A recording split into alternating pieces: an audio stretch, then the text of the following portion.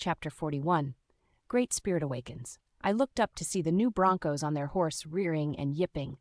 My brother at the front on Abel's filly horse. The stallion looked to Abel. Well, perhaps the herd isn't right for you. A bronco without a horse cannot be one with us, nor gain a new name. I understand. I think I'd like to go my own way tonight if that's okay. Take some time to think on this. To be a lone wanderer with no herd is not something to take on without much knowledge. The winter, I feel, shall be a harsh one. I will retrieve your answer after the meeting has finished on the full moon. Perhaps by then something or someone will change your mind. Abel just nodded and walked off. The herd began to feast and drink till most were drunk or sleeping. I wasn't hungry, so I went to Lavender's home. It was so empty, but her dress was laid out on her bed.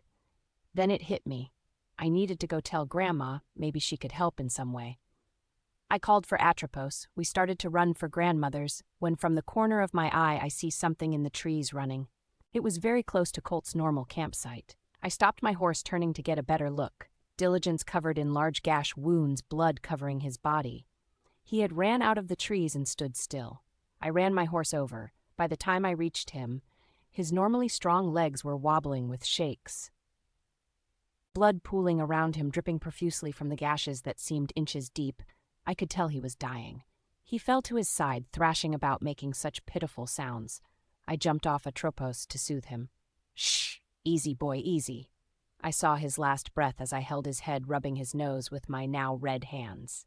I sat there a second in the silence. What happened to you, boy? Then I had such a thought it stunned my whole body. Where's Colt? I looked around. I saw a blood trail going into the trees. I jumped back on Atropos. Lavender was so important to me, but I needed to be sure Colt was okay first. He had to be okay. I mean, after all, I had never seen anything even come close to defeating him in anything. I turned my reins toward the way I had went each Christmas. Atropos didn't want to go.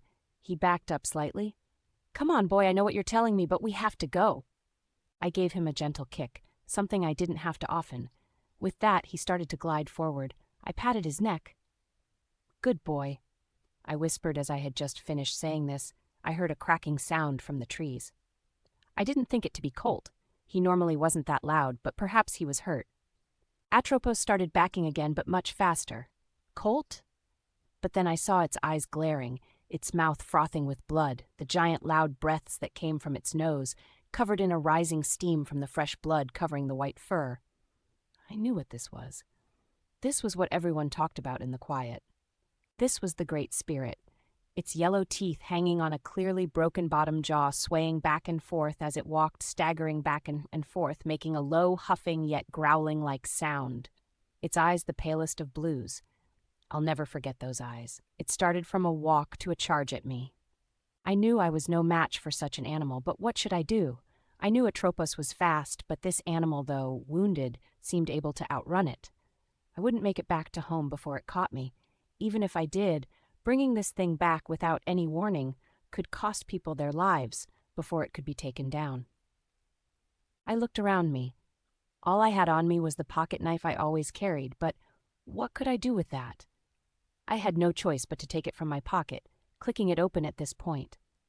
The bear was now right up on Atropos, but something seemed to click in Atropos as the bear raised to its back paws, taking a swipe.